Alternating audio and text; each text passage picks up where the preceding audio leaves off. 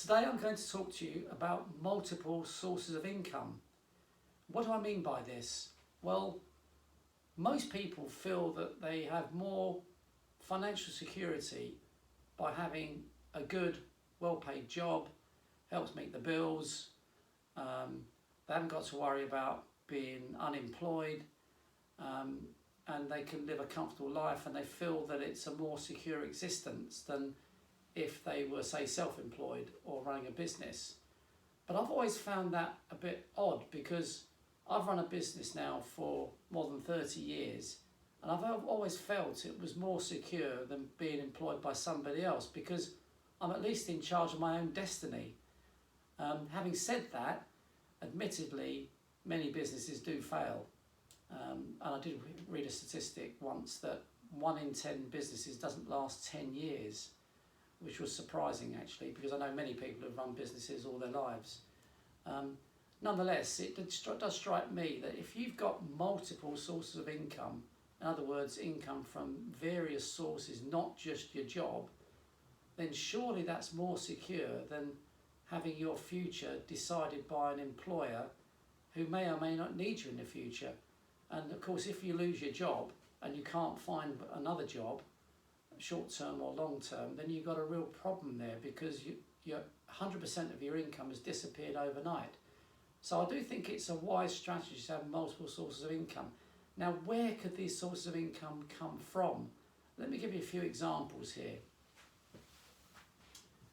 Rental income.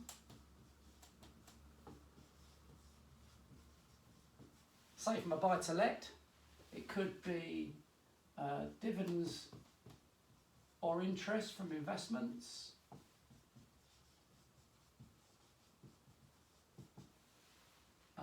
It could be business income if you're fortunate enough to have a business that runs itself.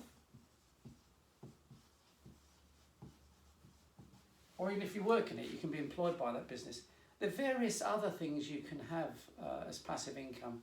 It could be network marketing, for example, where you build lots of customers and you build lots of other network marketers below you who create an income for you.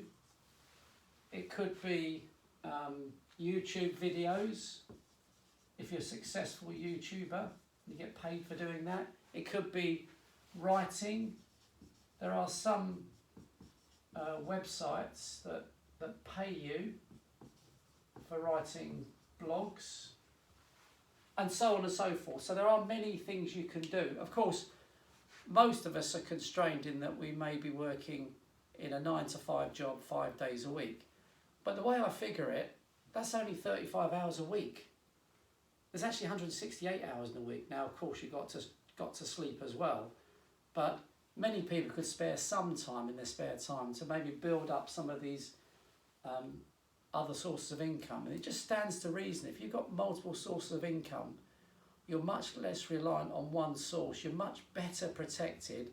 Although one or more of these may not work out for you, surely it's better to have multiple sources of income. So if you do face that dreaded day when you're made redundant, or you get laid off because of, say, for example, the pandemic and the lockdown, you've got a lot of protection here.